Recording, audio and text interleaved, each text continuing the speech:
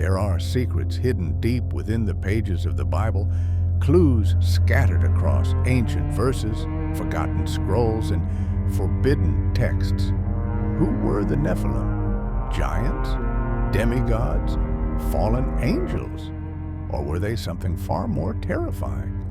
So unnatural, so dangerous, that even Scripture turned its face away?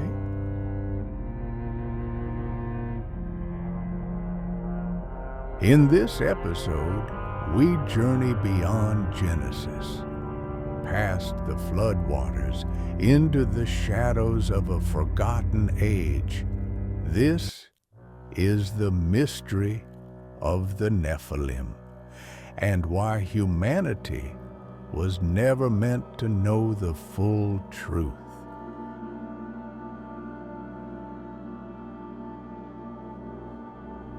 The Bible barely whispers their name. Genesis 6:4. The Nephilim were on the earth in those days, and also afterward, when the sons of God went to the daughters of humans and had children by them. They were the heroes of old, men of renown. That's it. Just one fragment, one cryptic sentence. But within this line lies a theological earthquake. Who were the sons of God? Why did they desire human women? And what exactly were the Nephilim? In ancient Hebrew traditions, sons of God were not mortal men, but divine beings, angels. Some say they were the Watchers, a group of rebellious angels who descended to earth, disobeying heaven's laws to take human wives. Their union birthed the Nephilim, unnatural offspring, giants, a hybrid species. But why? Was it lust? Or was it something more strategic, a deliberate corruption of God's creation? Perhaps the Nephilim were the first attempt to replace humanity.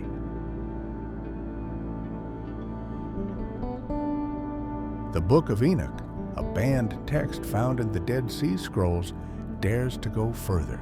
It names these angels Azazel, Semjaza, and tells how they taught mankind forbidden knowledge, weapon-making, sorcery, astrology. The Nephilim, it says, grew in strength, devoured all of Earth's resources, and then turned on humans.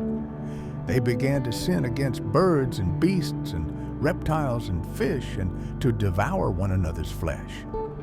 This was not just a hybrid race.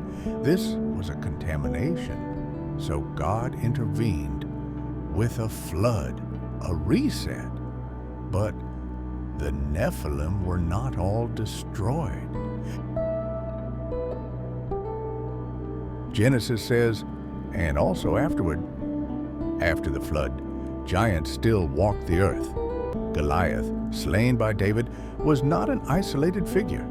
The Bible names others: Og of Bashan, a king whose bed measured over 13 feet; the Rephaim, the Anakim, the Emim, tribes of giants.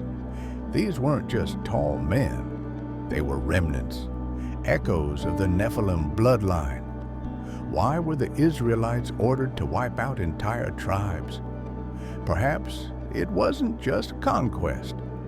Perhaps it was containment. So why don't we hear more about them? Because the early church chose what to remember. The Book of Enoch? Banned. Jubilees? Silenced. Council after council narrowed the canon. What didn't fit the theology was cast out. Even Jewish scholars, after centuries of exile and Roman persecution, distanced themselves from stories that seemed too mythological. Over time, the Nephilim were reduced to legend, but their bones may still lie buried beneath us, and their story remains carved in ancient stone, waiting to be told. Some claim giant skeletons were discovered in the 1800s and quickly lost by the Smithsonian. Others believe Nephilim bloodlines continue, hidden in plain sight. Are they watching, waiting, or have they already returned?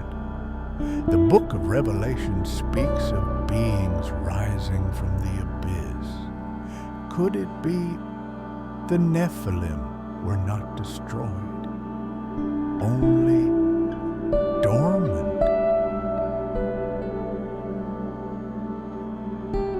Some knowledge is lost for a reason. Some secrets were meant to stay buried. But the Nephilim remain, haunting the edges of our history, our scripture, our imagination. And now they whisper once again. What will you do with what you've learned? Will you turn the page or dig deeper? If you're ready to uncover more sacred secrets, subscribe now. Hit the bell icon, because what's coming next might just change how you see everything.